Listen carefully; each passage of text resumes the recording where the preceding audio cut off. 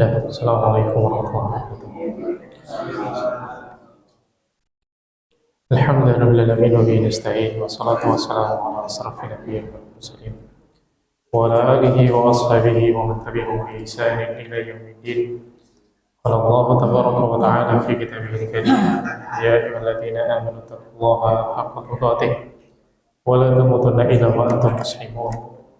Qala jalla fi ula, ya ayyuhan nasu taqu rabbakum alladzi khalaqakum min nafsin wahidah wa khalaqa minha zawjaha wa batha minhuma rijalan katsiran wa nisaa'a wattaqullaha alladzi tasaaluna bihi wal arham innallaha kana 'alaykum raqiba. Wa qala aidan ya ayyuhalladzina amanu taqullaha wa qulu qawlan sadida yuslih lakum a'malakum wa yaghfir lakum dhunubakum wa may yuti'illaha wa rasulahu faqad faza fawzan 'azima. Amma ba'd. Alhamdulillah, segala puji dan syukur kepada Allah Subhanahu wa taala atas kenikmatan-kenikmatan dan juga karunia-karunia yang Allah Subhanahu wa taala berikan kepada kita semua. Kemudian tidak lupa semoga salawat dan salam senantiasa diberikan kepada Nabi Muhammad SAW, diberikan kepada para sahabatnya, diberikan kepada keluarganya, dan juga diberikan kepada seluruh orang-orang yang mengikuti petunjuk beliau dengan baik sampai kelak datangnya hari kiamat. Saudara sekalian yang dimuliakan oleh Allah Subhanahu wa taala, lanjutkan pembahasan dari kitab Tafsir Sa'irin bi Thariqis Shalihin ila Rabbil Alamin. Yang pertemuan yang lalu kita menjelaskan tentang hadis Nabi SAW dari sahabat Abu Hurairah radhiyallahu ta'ala, yang mana beliau menceritakan Nabi SAW berkata, man ghada ila masjid wa raha a'adallahu lahu nuzulahu minal jannah kullama ghada raha. Dan siapa yang berangkat ke masjid dan pulang, maka Allah Subhanahu wa ta'ala telah mempersiapkan jamuan bagi dia di surga setiap kali berangkat dan pulang. Demikian pula kita juga telah menjelaskan hadis yang diriwayatkan oleh sahabat Abu Hurairah, juga diceritakan oleh sahabat Abu Hurairah, yang mana beliau berkata Rasulullah SAW, man tatahhara fi baitihi, barang siapa yang bersuci di rumahnya, thumma masya, kemudian dia berjalan ila baitin min buyutillah, ke salah satu rumah dari rumah-rumah Allah, lihat dia fariidatan min faraidillah, untuk mengerjakan kewajiban dari kewajiban-kewajiban yang Allah wajibkan. Kanat khatwatahu ihdahuma takhuttu khati'atan wa ukhra tarfa'u darajat. Maka langkah-langkah kakinya, yang satu menghapus dosa, yang satu mengangkat derajat. Ini hadis yang kemarin kita baca. Dua hadis dari sahabat Abu Hurairah radhiyallahu ta'ala.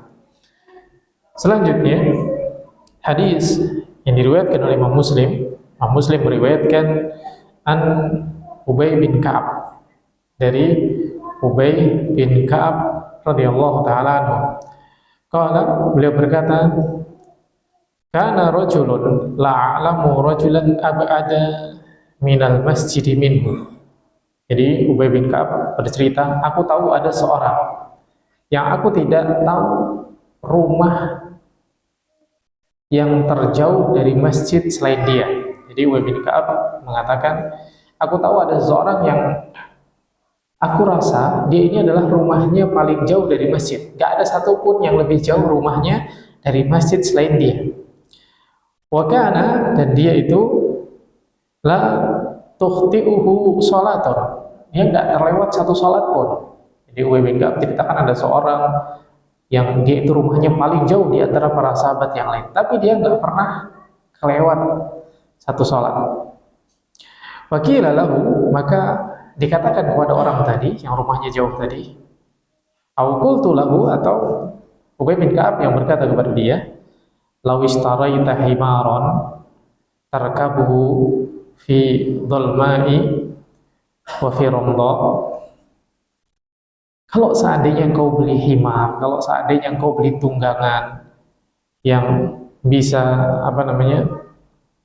engkau naiki di saat gelapnya malam, atau engkau naiki di saat panasnya siang, maka itu sungguh suatu yang mudah katanya. Jadi kenapa engkau tidak beli tunggangan saja? Jadi sahabat bertanya kepada orang tadi, atau Ubay bin Ka'ab bertanya kepada sahabat yang rumahnya jauh tadi, kenapa engkau nggak naik kendaraan saja?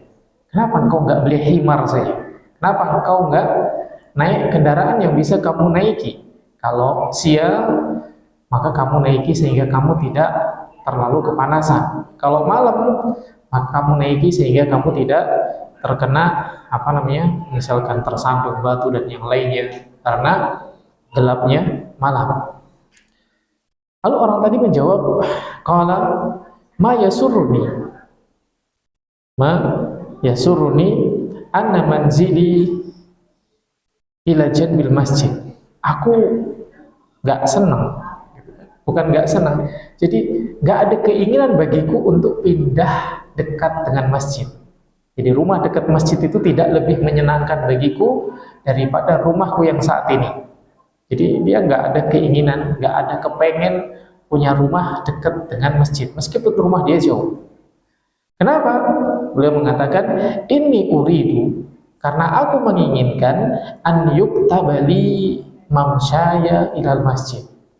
Aku mengharap langkah kakiku masjid itu dicatat pahala kebaikan untuk diriku. Warujui, dan juga kembalinya aku ke rumah dari masjid juga aku berharap dicatat kebaikan. Faqala Rasulullah SAW, maka Rasulullah SAW pun berkata, qad jama'allahu laka dzalika kullahu. Allah Subhanahu wa taala telah mengumpulkan kebaikan-kebaikan dari setiap langkahmu tadi. Jadi orang tadi rumahnya paling jauh, kata Ubay bin Ka'ab. Kemudian para sahabat bertanya, kenapa nggak beli kendaraan saja, nggak beli tunggangan saja yang bisa kamu naiki? Lalu orang tadi bilang, aku nggak ada keinginan untuk pindah rumah, gitu kan? Pindah rumah dekat dengan masjid atau naik kendaraan tentunya. Jadi pindah rumah saja nggak ada keinginan, apalagi beli kendaraan. Dia hanya pengen setiap langkah kaki dia menuju masjid dicatat kebaikan, dan setiap langkah dia pulang ke keluarganya dari masjid juga dicatat pahala kebaikan. Lalu Nabi SAW pun mengatakan, qad jama'allahu laka dzalika kullah. Engkau telah mendapatkan semua kebaikan tersebut. Artinya setiap langkah kaki yang dilangkahkan ke masjid dan langkah kaki yang dilangkahkan pulang dari masjid ke rumahnya setelah melakukan ibadah ketaatan, semuanya ditulis pahala kebaikan. Dan ini menjadi penguat hadis-hadis sebelumnya tentang keutamaan jalan kaki ke masjid. Lihat sahabat yang mulia, sahabat Nabi SAW, yang himmah mereka, semangat mereka, cita-cita mereka mendapatkan pahala kebaikan dari Allah Subhanahu wa taala. Bukan kenikmatan hidup di dunia, bukan ladzatul ais, bukan kenikmatan hidup, kenyamanan hidup di dunia, bukan. Tapi yang jadi tujuan, keinginan hidup mereka di dunia adalah mendapatkan pahala kebaikan dari Allah Subhanahu wa taala. Kalau menurut kita, enak dan nyaman mana rumahnya dekat dengan masjid atau jauh dari masjid? Enak dan nyaman mana berangkat ke masjid jalan kaki atau naik kendaraan? Tapi para sahabat radhiyallahu ta'ala yang mereka pikirkan bukan nyaman atau nikmatnya, tapi berapa banyak kebaikan yang bisa dia dapatkan. Maka benar kata Nabi SAW. Nabi SAW menyebutkan di dalam hadis ini sering kita bacakan bersama, inna idhamil jaza ma'a idhamil bala. Besarnya pahala dari Allah Subhanahu wa taala sebanding dengan besarnya kesulitan yang dihadapi oleh seseorang ketika melakukan ketaatan kepada Allah Subhanahu wa taala. Ini para sahabat radhiyallahu taala. Jadi tidak ada alasan rumahnya jauh, panas, gelap dan lain sebagainya. Ini para sahabat radhiyallahu taala. Banyak di antara kita, misalkan ketika mati lampu, sudahlah di rumah aja. Masjid juga gelap. Lihat di zaman Nabi SAW, tidak ada lampu sama sekali. Jadi tidak ada alasan nggak nge-masjid karena mati lampu. Maka eh, di dalam melakukan ketaatan yang dicari adalah pahala dari Allah Subhanahu wa Ta'ala. Alasan yang kuat yang menjadikan dia tidak mau pindah dekat dengan masjid, nggak mau membeli kendaraan untuk berangkat ke masjid, apa? Pengen langkah kakinya dicatat kebaikan oleh Allah Subhanahu wa Ta'ala. Dan Ubay bin Ka'ab mengatakan, tidak ada satu orang pun yang lebih jauh rumahnya dari dia. Ini rumahnya paling jauh. Rumahnya paling jauh. Tapi dia nggak terlewat satu sholat pun. Ini menunjukkan semangatnya para sahabat radhiyallahu ta'ala untuk mendapatkan kebaikan. Selanjutnya, hadis yang diriwayatkan oleh Imam Abu Dawud, wa sahahahu al-Albani, dan Imam Al-Albani atau Syekh Al-Albani menjelaskan hadisnya sahih.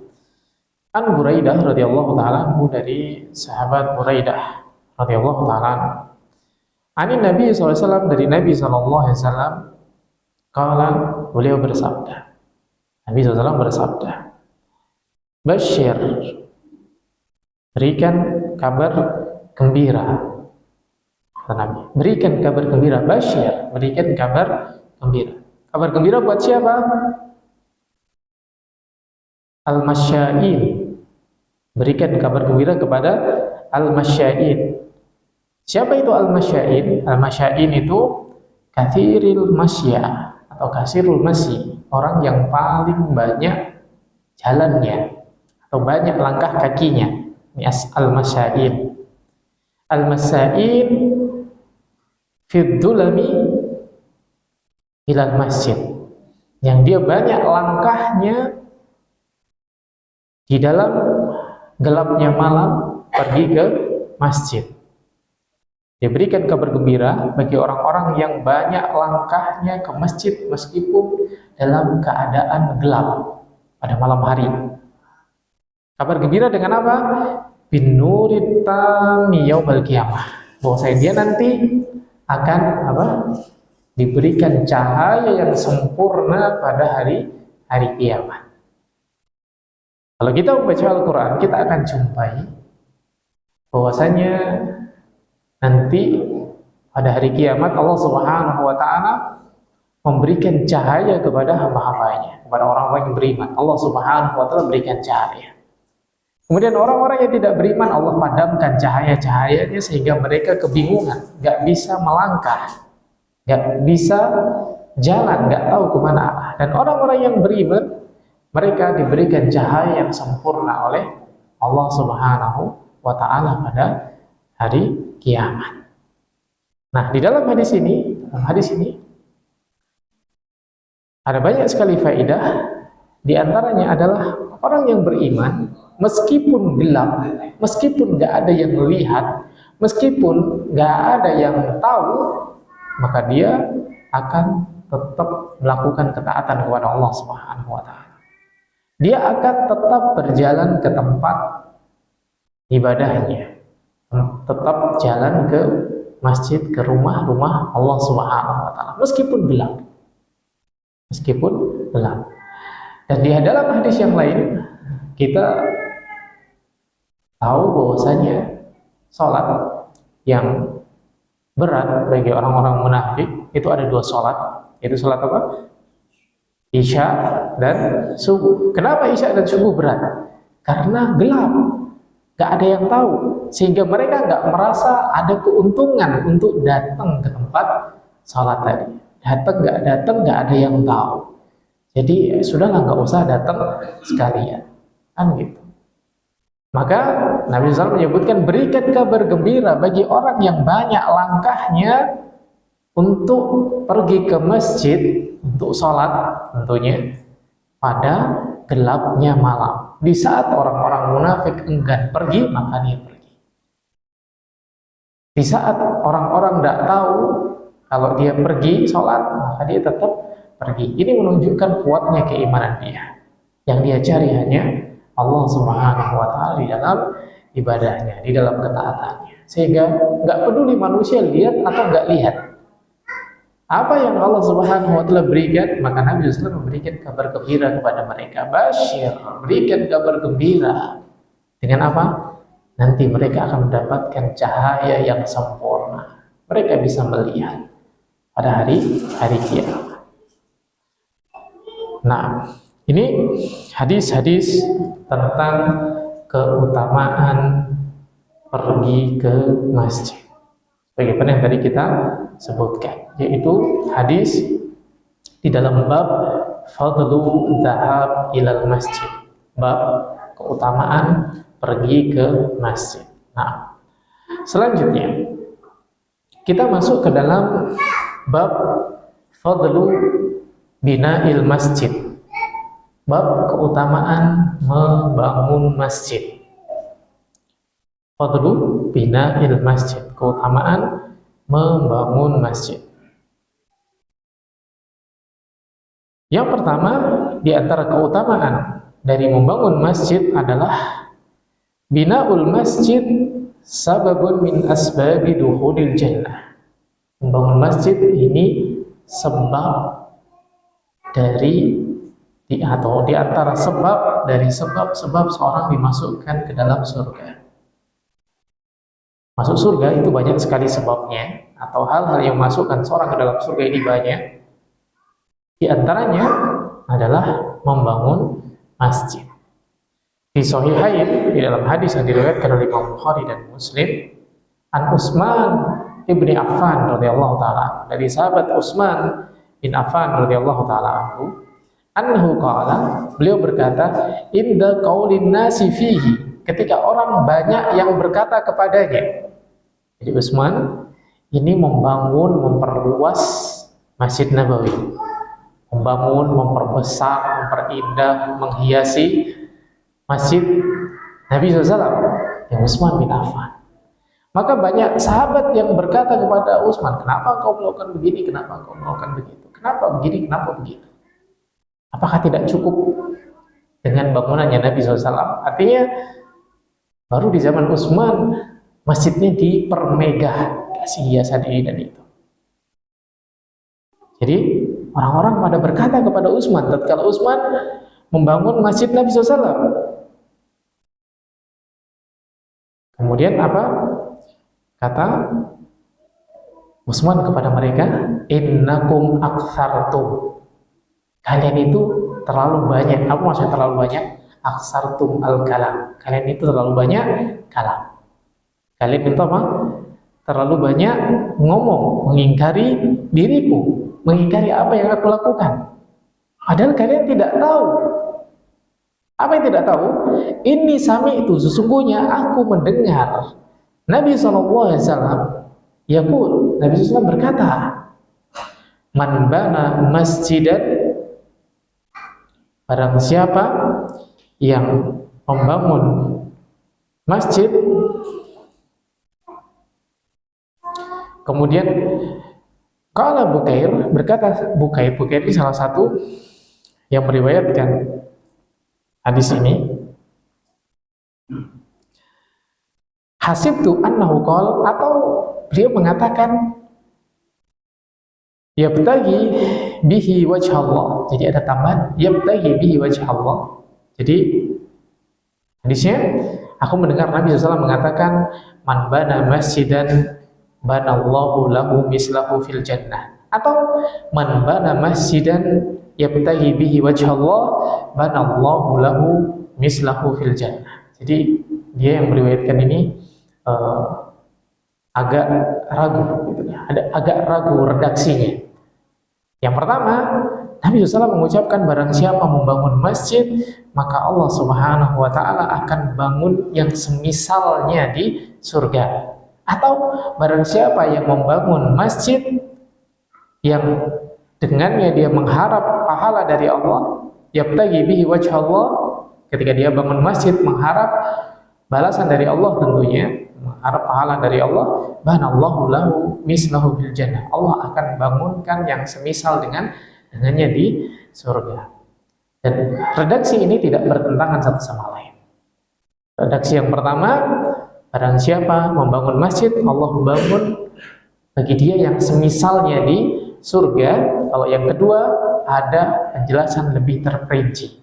Membangun masjid seperti apa sih yang akan dibangunkan oleh Allah Subhanahu wa taala semisalnya di surga? orang yang membangun masjid yabtaghi biha wajh Allah, yang dia mengharap balasan dari Allah atau mengharap wajahnya Allah Subhanahu wa taala. Nah, apa yang kita ambil pelajaran di sini? Kenapa Utsman diingkari? Kemudian kenapa Utsman berkata kepada orang-orang, kalian terlalu banyak berbicara untuk mengingkari diriku. Kemudian beliau mengatakan, aku mendengar Nabi SAW, barang siapa membangun masjid maka Allah akan membangunkan semisalnya di surga. Mana wajhu istidlalnya, atau apa hubungan cerita ini dengan hadis Nabi SAW? Jadi Utsman radhiyallahu ta'ala memperluas bangunan Nabi SAW, memperluas masjid Nabi, kemudian membangun lebih besar, kemudian memperindah, menghiasinya. Kemudian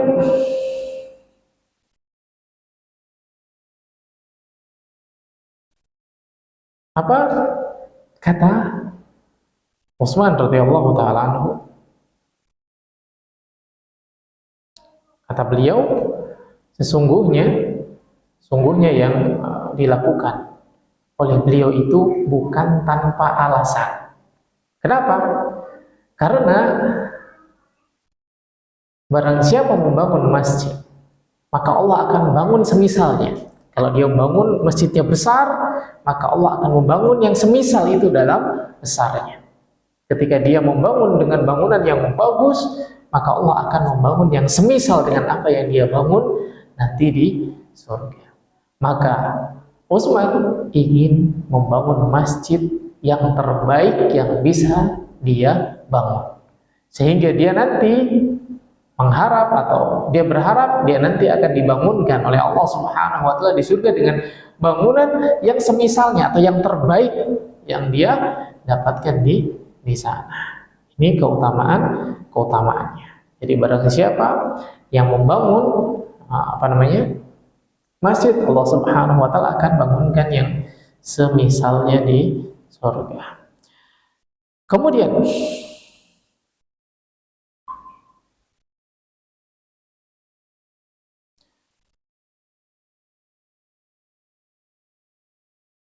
di dalam hadis yang diriwayatkan oleh Imam Tirmidzi, dan hadis ini disebutkan bahwasanya hadisnya sahih dari Utsman bin Affan radhiyallahu taala anhu, beliau berkata, sami'tu Nabi SAW yaqul, man bana lillahi masjidan, barang siapa yang membangun untuk Allah masjid, jadi ikhlas membangunnya lillah, banallahu lahu mislahu fil jannah, Allah akan bangunkan semisal dengannya di surga.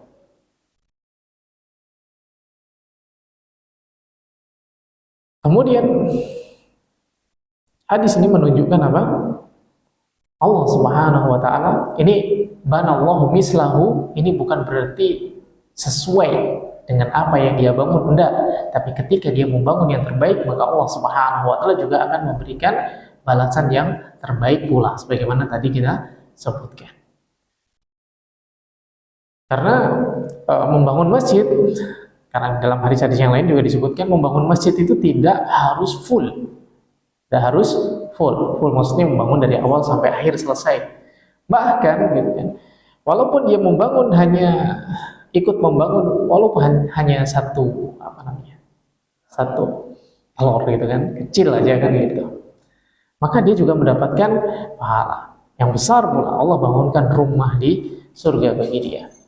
Pokoknya sesuai dengan kesungguhan dia, yang terbaik yang bisa dia lakukan, terbaik yang bisa dia berikan, maka Allah akan membalas semisal dengan apa yang dia lakukan. Jadi laisal murad bihi fil miqdar, bukan maksud Allah membangun yang semisalnya itu dari sisi kadar dan ukurannya, bukan, tapi maksudnya adalah Allah melipat gandakan, Allah memberikan yang terbaik sebagaimana dia memberikan yang terbaik. Karena Allah Subhanahu wa taala menyebutkan di dalam surat Al-An'am, man jaa'a bil hasanah falahu asru amsalihha, barang siapa yang datang dengan membawa satu kebaikan, maka dia akan diberikan 10 semisalnya. Dan Nabi SAW juga berkata, man tasadaqah, barang siapa yang bersedekah bi adli tamratin, sebesar satu kurma, semisal satu kurma, min kasbin thayyib, dari hasil yang baik, wala yaqbalullahu illa thayyiban, dan ketahuilah Allah tidak menerima kecuali dari yang baik, fa innallaha yataqabbaluha bi yaminihi, maka Allah Subhanahu wa taala menerima dengan tangan kanannya, summa yurabbiha li sahibi, kemudian Allah Subhanahu wa taala menjaga dan menumbuhkan untuk orang yang berinfak tadi, bersedekah tadi, kama yurabbi ahadukum faluwahu, seperti orang memelihara peliharaannya atau tumbuh-tumbuhannya, hatta takuna mislal jabal, sampai dia sebesar gunung. Ini kata Nabi SAW. Jadi pahala kebaikan yang dilakukan oleh seorang, Allah Subhanahu wa taala lipat gandakan sebanyak-banyaknya, yang bahkan kita tidak bisa membayangkannya. Nah, ini menjadi dalil tentang seseorang kalau dia membangun masjid, Allah Subhanahu wa taala akan bangunkan yang semisal dengan apa yang dia bangun di surga. Dan Imam Ibnu Majah meriwayatkan hadis dari Jabir bin Abdullah radhiyallahu taala anhu, bahwasanya Rasulullah SAW berkata, man bana masjidan lillah, barang siapa yang membangun masjid lillah, mafhasi kutah. Apa itu mafhas kutah? Dia itu baitun kutah. Kutah itu burung yang kayak burung merpati.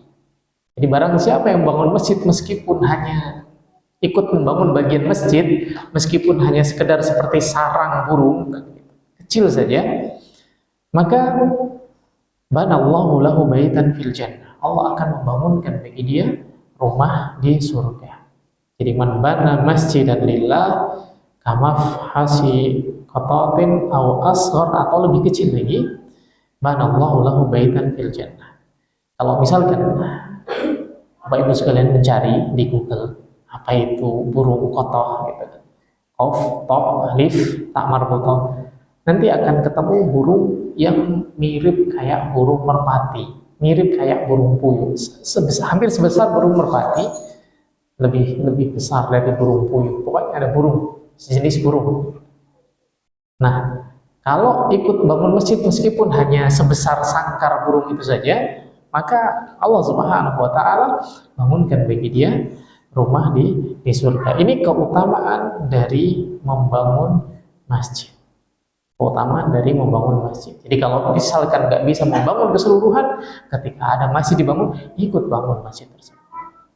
Ikut merenov misalkan, ikut menyempurnakan. Jika ada yang belum sempurna, ini kayaknya butuh ini, tambah disempurnakan masjid. Ini termasuk membangun masjid. Keutamaannya besar. Allah bangunkan bagi dia baitan fil jannah, rumah di surga. Yang artinya apa? Dapat jaminan masuk surga. Kenapa dikatakan dapat jaminan masuk surga? Dia sudah punya rumah di sana. Ketika dia sudah punya rumah di sana, berarti dia akan masuk ke dalam surganya Allah Subhanahu wa taala. Selanjutnya, binaul masjid, membangun masjid termasuk sedekah jariyah, yang mana pahalanya itu akan terus-menerus mengalir bagi dia.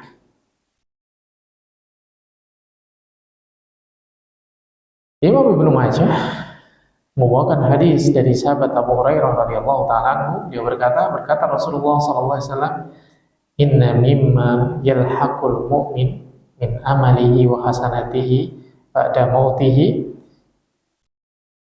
sesungguhnya di antara hal-hal yang dijumpai oleh orang yang beriman dari amalan-amalan kebaikan yang dia lakukan setelah dia meninggal adalah ilman allamahu wa nassara. Yang pertama adalah ilmu yang dia ajari dan dia sebarkan, dia ajarkan dan dia sebarkan. Ilmu yang dia pelajari kemudian dia ajarkan dan dia sebarkan, maka itu yang nanti akan dia jumpai setelah dia meninggal. Kemudian yang berikutnya, wala dan salihan tarakahu, anak soleh yang dia tinggalkan. Artinya apa? Dia mendidik seorang anak menjadi anak soleh, kemudian dia tinggalkan, maka kesolehan dia, doa-doa dia, amalan-amalan ketaatan dia itu nanti akan mengalir kepada dirinya. Kemudian wa mushafan warasahu, mushaf yang dia wariskan. Dia beli mushaf, dia bagikan, dia tinggalkan di masjid-masjid untuk diambil manfaat, maka dia akan mendapatkan pahala jariah setelah dia meninggal. Au masjidan banahu, atau masjid yang dia bangun selagi masjid tersebut masih dipakai untuk melakukan ketaatan kepada Allah Subhanahu wa taala, dipakai untuk ibadah, maka masjid yang dia bangun dia akan terus-menerus mendapatkan pahalanya jariah bagi dia.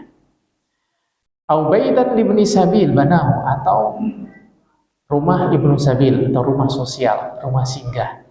Ibnu sabil ini para musafir yang sedang menempuh perjalanan atau orang-orang yang tidak memiliki rumah. Maka kalau dia membangun rumah seperti itu untuk tempat singgah mereka, tempat istirahat mereka, maka dia akan mendapatkan pahala. Au nahron ajron, atau sungai yang dia alirkan. Bagaimana mengalirkan sungai? Misalkan ada mata air, maka dia menyampaikan air tersebut ke rumah-rumah. Kalau dulu mengalirkan sungai, jadi dia gali, bikin jalan sungai dari tempat mata air ke kampungnya. Ini makna nahron ajro, dia mengalirkan sungai. Kalau sekarang gambarannya bisa dengan pipa, misalkan dengan selang, di ada mata air, orang-orang daripada capek-capek ngangkutin pakai ember gitu kan. Kalau orang di gunung biasanya bawa ember, bawa jirigen untuk ngambil air dari gunung-gunung, maka dialirkan pakai pipa, terus kemudian pakai selang dan lain sebagainya.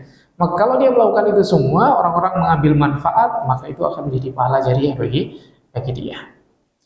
Au nahron ajron, atau sungai yang dia alirkan. Au sodaqatan, atau sodakoh akhrajaha min malihi, yang dia keluarkan dari hartanya. Fi sihhatihi wa hayatihi, di saat dia sehat dan dia masih hidup. Di saat dia sehat dan masih hidup, dia sedekahkan hartanya, maka dia nanti akan jumpai ketika dia telah meninggal. Maka itu semua yalhaquhu min ba'di mautihi, dia nanti akan menjumpai kebaikan-kebaikan itu setelah dia meninggal. Nah, hadis ini menunjukkan kepada kita bahwa saya membangun masjid termasuk di antara sedekah jariyah yang pahalanya terus-menerus mengalir dan dia nanti akan jumpai setelah dia meninggal. Dan hadis ini juga menunjukkan kepada kita banyak sekali amalan-amalan yang pahalanya bisa dijumpai setelah dia meninggal. Artinya apa? Meskipun dia meninggal, dia masih terus mendapatkan pahalanya. Nah, hadis ini menjadi dalil juga bahwasanya yang pahalanya terus-menerus mengalir, meskipun seorang sudah meninggal dunia, itu tidak dibatasi dengan apa? 3 hal yang dulu atau yang biasa kita baca dari hadis Nabi SAW. Idza mata ibnu adam inqata amaluhu illa min salasin. Jika seorang mati terputus amalnya kecuali 3. Sedekah jariyah, anak soleh yang mendoakan, kemudian ilmu yang bermanfaat. Dan di sana masih ada lagi amalan-amalan yang lain yang apa? Yang pahalanya juga jariyah, membangun masjid, terus kemudian mengajarkan ilmu, menyebarkan ilmu, kemudian meninggalkan mushaf, kemudian membangunkan rumah atau mengalirkan sungai. Namun semua hal ini kalau kita mau katakan semuanya tercakup dari 3 yang dikatakan oleh Nabi, itu juga bisa. Jadi ini antara umum dan khusus. Yang 3 itu secara umum, bangun masjid termasuk sedekah jariyah, kemudian meninggalkan mushaf juga termasuk sedekah jariyah. Jadi tidak bertentangan antara hadis Nabi SAW yang tidak terputus amalnya kecuali 3. Dengan hadis ini yang menunjukkan beberapa hal yang akan dia jumpai pahalanya setelah dia meninggal. Jadi ini saling menjelaskan satu sama lain. Nah, selanjutnya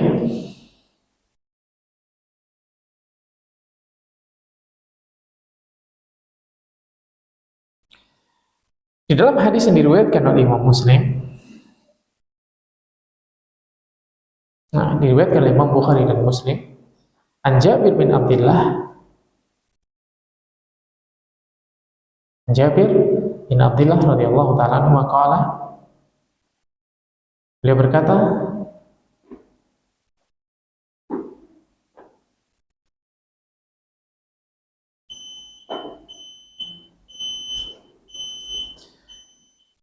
khalatil biqa'u haulal masjid fa'arada banu Salimah an yantakiru ila qurbil masjid fabalagha dzalika Rasulullah sallallahu alaihi wasallam faqala lahum innahu balaghani annakum turiduna antakiluna qurbal masjid. Qalu na'am ya Rasulullah qad aradna dzalik. Faqala ya bani Salamah diyarukum tuktabu atharukum wa diyarukum tuktabu atharukum. Diyarukum tuktabu atharukum, diyarukum tuktabu atharukum. Ringkasnya, ini insya Allah kita jelaskan pada pertemuan yang akan datang. Jadi di dekat masjid ada ruangan kosong.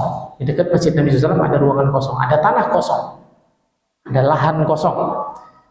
Maka Banu Salamah itu sekeluarga, ada istilahnya kabilah Banu Salamah, keluarga besar Banu Salamah. Maka mereka pengen pindah semuanya, migrasi untuk tinggal di dekat masjid. Kemudian sampai berita tersebut kepada Nabi SAW, lalu Nabi SAW berkata kepada mereka, aku dengar kalian mau pindah ke tempat yang dekat dengan masjid. Kemudian mereka mengatakan, benar ya Rasulullah, kami ingin pindah ke tempat ini. Ya, masjidnya Nabi SAW, kemudian di dekatnya itu ada suatu tanah yang luas misalkan, yang kosong. Maka Bani Salamah itu pengen pindah ke situ semua, biar dekat dengan masjid. Lalu kata Nabi SAW, ya Bani Salamah, wahai Bani Salamah, diyarukum tuktabu atharukum, diyarukum tuktabu atharukum. Apa maksudnya? Diyarukum tuktabu atharukum, tetaplah kalian di rumah-rumah kalian. Artinya apa? Enggak perlu pindah. Diyarukum, tetap tinggallah di tempat-tempat kalian. Tuktabu atharukum, maka langkah-langkah kaki kalian akan ditulis pahala oleh Allah Subhanahu wa ta'ala. Diyarukum tuktabu atharukum, tetaplah kalian di rumah kalian, enggak perlu pindah gitu kan. Maka akan ditulis langkah kaki kalian. Hadis ini sebagai penguat hadis-hadis yang sebelumnya tentang keutamaan orang yang rumahnya jauh dari masjid kemudian berangkat jalan kaki ke masjid. Allah Ta'ala alam, insyaallah nanti akan kita lanjut ke pembahasan dari hadis ini pada pertemuan yang akan datang. Mudah-mudahan yang sedikit ini kita dapat mengambil hikmah dan faedahnya. Barakallahu fiikum, subhanakallahumma wa bihamdika, asyhadu an la ilaha illa anta, astaghfiruka wa atubu ilaik. Assalamualaikum warahmatullahi wabarakatuh.